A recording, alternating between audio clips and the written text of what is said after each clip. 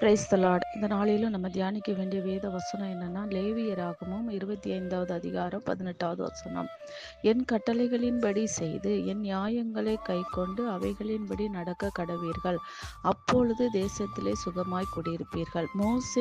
மோசே அன்னைக்கு மலையிலிருந்து இறங்கி வரும்போது தேவனுடைய கட்டளைகளை கை கொண்டு வந்தார். இந்த கட்டளைகள்ல பிரதானமானது அன்பு. அன்பு இல்லைன்னா ஒண்ணுமே இல்லை. அன்பு சகலத்தையும் நம்பும், சகலத்தையும் சகிக்கும், சகலத்தையும் மன்னிக்கும். அந்த அன்பு இருந்தால் மட்டும்தான் தேவனுடைய கட்டளைக்கு நம்ம முழுமையாக கீழ்ப்படிய முடியும். இன்னைக்கு அது சில நேரங்களில் அது முடியாத காரியமாக இருக்கும். எல்லாருக்கிட்டையும் அந்த அன்பை நம்மளால் காட்ட முடியாது. ஆனால் தேவன் சொல்றாரு, பொறுமையோடு நீங்கள் சகிப்பீர்கள், ஆனால் தேவனுக்கு பிள்ளைகளாக இருப்பீர்கள்னு வேதம் சொல்லுகிறது. நம்மளும் அன்பிலே நிலைத்திருந்து தேவனுக்கு ஊழியம் செய்வோம், தேவனுடைய கட்டளைக்கு கீழ்ப்படிவோம்.